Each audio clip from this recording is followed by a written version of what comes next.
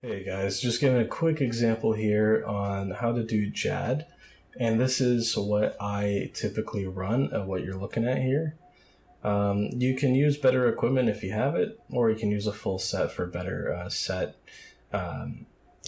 perks. So I'm using a blowpipe with dragon dart tips as just because I can afford them. They do a lot more damage more consistently, so I like to use that. You can switch this out with adamant darts or amethyst if you prefer. I'd say barrel gloves are a must. Pegasian boots are definitely the way to go here. If you can't afford that, then just use the Blessed hide boots to go with it.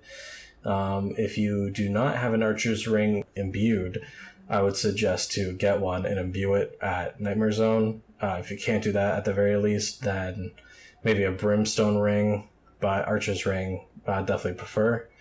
Necklace of Anguish for just more range damage, definitely I would say is going to be your best friend here. And then non-negotiable here, get your Ava's Accumulator. If you can do Vorkath and upgrade it to Ava's Assembler, I would say do that. Yeah, those are my biggest tips there. I'm using a Missouri helmet that's fortified just for a little extra DPS, and you don't really need it, but I had some extra cash, so I bought it. Is it the best thing to do with Blessed? Probably not, but that's what I decided to do. But yeah, so that's what I'm doing there. And then for my inventory, I do have just tons of prayer pots because that's just really all you need. For the methods that I'm going to be showing you, you only need to really bring prayer pots. Maybe one stamina pot and one bastion brew just for the extra range damage later on during fight with Jad, and maybe just during the later waves if you want to clear them up a little bit faster. And bring some emergency food, and honestly, from the method that I'll show you, this is really all you need. I'm sure there's a lot of people that have done things like this before, that showed you this method before, so this might not be nothing new, but this is just the way I like to do it. It always gives me clean, consistent kills, and I also made this just to help out some clan people that might be struggling with Jad. But I decided that maybe I'll just post this here on YouTube just in case if anyone else wants to check it out. Tons of good videos out there. This is just going to be a quick sped up video, just giving you some examples on stuff like that. So I'm just going to run in here, and immediately I'm going to be going towards not Italy Rock. I'm going to be going towards the west side rock because it's just a lot better there. There's only going to be a bat that spawns first, so you have plenty of time to kill it and run on over. And this is where you're going to hang out. So over here you can see that I have some tiles set up. And basically what you're going to be doing with these tiles, if you put it like this just gives you a good idea of the radius of where you should stand in case of the spawns. If there's any spawns that are behind you, you can always run around to the rock right there towards the north and just run back to where the marked tiles are so they can get stuck there. A lot of the creeps here, the monsters, they get stuck on that rock and they can't hit you, but you'll see here in time of where there is some monsters that can hit you, and I'll address those when we get to it. The tiles that are in the farthest west corner there, I leave them there for the reason that you'll see here shortly. When you have a situation where the ranged creep or the mage creep is being blocked by a melee that's in front, so I go all the way back there just so I can basically get as close as possible, so I can go where the blue mark tile is and I can long range them behind the melee just so I can't get hit, and I got them close enough so I can do damage to them without taking any damage. Here is also a great example on why I like this rock so much in this area, is because as soon as you see me kill these blobs here, you're gonna look where the ranger spawns. He spawned on the north side of the rock and he cannot touch you. There's nothing for him that he can do. He's stuck there. Just tagged him here just in case, just to give some visibility. But you don't have to try on your prayer here. You can just chill out, wait for the bats to come over, wait for anything else that spawns. And this is a good example throughout the entire fight of where things will spawn over there, and it makes things a lot less hectic for you. You don't have to worry, you don't have to panic. And when you're ready for it, you come trigger him, turn on your prayers, and then you go deal with them. Here is also another good example. So we have the melee monster who spawned on the north side of the rock. The melee guys are the absolute easiest ones to deal with. They have such a big tile range that they cannot get over this wall. And where I have that blue tile mark, you can safely stand up to that point and they will not be able to touch you. And this is going to be really good later on for when we have any ranged or mage monsters behind it. Okay, so coming up here, this is going to be a good example of why not to panic. If you have a melee monster that just spawned on top of you, don't worry, just run around to the north side of the pillar there, turn on protect from melee, run back to where you are, he immediately gets stuck, and then you can deal with them, turn off your prayer, save your prayer, and you're fine and continue as normal. Now it's time to address the biggest issue that I see that people in RuneScape deal with when it comes to Jad, and that's the mage monster. When I tell you to keep your magic on, always keep your magic defense on, your magic prayer. Don't turn it off. These guys, they will absolutely two-shot you. Sometimes even one, if your health was low enough. They hit like trucks. Consider them as the biggest threat besides Jad itself. They hurt like crazy. But, again, doing this in a specific order is always good, and what that specific order is just depending on what is the biggest threat at the time. But if you have a range monster and a melee monster, which you'll see here in a little bit, if they're both attacking you, never pray against missiles over magic. Always protect from magic.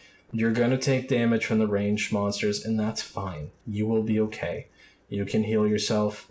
You'll be able to kill them quick enough before they do anything major, as long as your stats are pretty decent and you're wearing decent armor. Again, you don't need everything that I'm wearing, but if I were to give a base requirement, you should have Blessed Hide for this fight. Anything else, it's going to be tough. It's doable, but it can be tough, especially for players that are doing this for the first time or they're having struggles just getting through it. But again, you always want to pray against magic. These guys are your biggest enemy besides Jad itself. This is a wave where things got a little dicey for me. This is one of those times where I promise you, try not to panic, because things look a lot worse than they really are. As you can see, from where the melee monsters spawned, it's on the left side, or I guess in this view, it's on the right side of the mage monster. So first I dealt with the bat just to get it out of there. I didn't move too far enough to the right, so when I moved up towards the east, I got hit, but it wasn't a big hit, thankfully. All you really need to do is just get around it, go all the way to the north side. This is why stamina pods are very important here. As you see, I take a sip. Run back over here so we can get the melee monster back in the stuck area. It's not going to get stuck there, but it gives us a much needed time to reposition ourselves to get everything back. Now, I'm already got a Manta Ray primed for this, because running under the magic monsters, they will melee you and they do hit hard as well. I don't really advise it, but if you have no other choice, like I did here, because I wanted enough time to make it back so I didn't have to do this again to repeat the process of getting the melee monster stuck. I decided just to take the hit from the magic monster and had a piece of food ready for whatever it hit. Odds are, though, it's not going to one-shot me, especially at 83 HP. It was fine.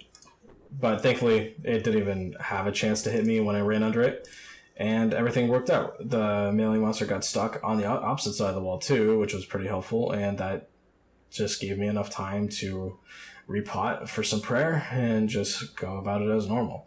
So again, those are just one of the instances where I promise you, just don't freak out, don't get worried.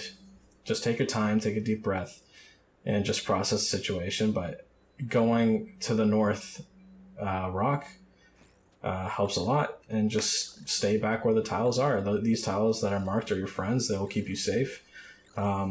Yeah, that's really all you can do for that kind of situation. The spawns can be weird, and sometimes they can screw you over. It's just kind of the RNG of it.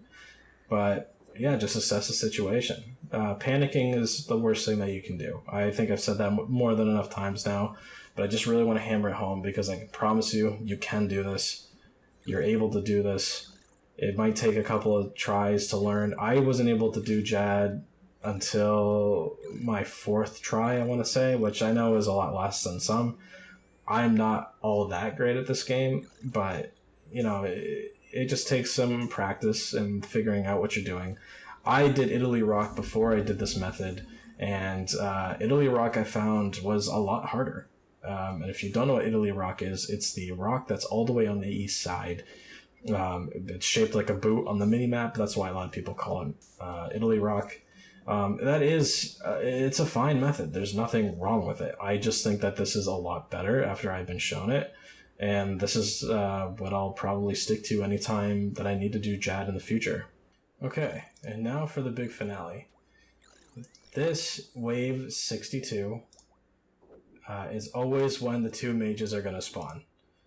With the orange mage, that is where Jad will spawn. Wherever the orange one spawns, Jad will spawn there. And I always kill it last because I know that's where Jad's going to spawn, right? So I'm going to be prepared for it. So I always go kill the red one first, just so that I have it in my head that that's where Jad's going to spawn. I'm not going to get surprised. I'm not going to let it get a jump on me. So first we're going to clear this one out. Cleared it out pretty quickly. And then we're going to clear out the orange one, and then we're going to get ready for Jad. So what I suggest for Jad, make sure your prayer is full. At this point, I still had a lot of prayer pots.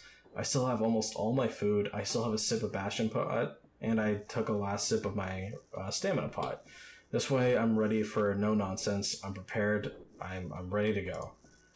So as soon as the orange one dies, I turn on, or even close to it, I turn on rigor, and I definitely do suggest that you do have rigor because it will make your life a lot easier in these fights. You'll kill Jad a lot more quickly. So I turn on rigor, I turn on one of my prayers. It can be a 50-50 for whatever he starts with. It could be magic, it could be ranged. We don't know until it first attacks. I just kept on my mage because that's what I was being attacked with, so I didn't really see a point of switching it. And he attacked with mage first, so it was fine. And again, if you don't know the attack styles, as you just saw when he attacked with his front legs up and he kept them there, that means he's going to attack with magic. And you have a lot of time to do these switches. I know it can be stressful, but you have more time than you think. It doesn't need to be an instant click, but you got a couple seconds to switch through. And then he just keeps attacking with magic here, so you don't have to switch. And then he switches to range, so I switch to range. And that's just it. That's just the process. I promise you, it's not scary. It can seem intimidating at first, but once you do it a couple times, if you have to, you really get the science down to it, and it's one of the easier ways to do it. Now, I think this is the biggest part that messes people up, is when the healers spawn. When the healers spawn, I feel like a lot of people start to panic because they think, oh my god, I have to attack these healers and I have to watch the prayers, which is fair. It can be a little scary. What I would do first is attack one healer and don't even look at the healer. Just let yourself automatically kill it while watching Jad. Let yourself automatically kill the healers. Don't panic. If the healers are healing them, it's fine. It's not a big deal. Let's just try to take care of them as fast as we can. And keep rigor on the entire time. Just keep autoing them. Keep following that process. And it's done. It's over. And just like that, we get the final hit on Jad, and he's dead. And it was a poison kill, which is hilarious, which is another benefit of the toxic blowpipe. And guys, yeah, that's really about it. That's how I do Jad. That's how I suggest to do Jad. If you have a better method, go for it. I just thought I'd share mine. I'm sure there's already a bunch here of people already doing it. I already have my fire cape, so I'm just doing Jad to gamble for the pet because it's a 1 in 200 chance, and it's just a little fun for me to do on the side. hopefully this helped you. If you guys like this, I'm glad it helped you. Hopefully it works out, and good luck on your next Jad kill.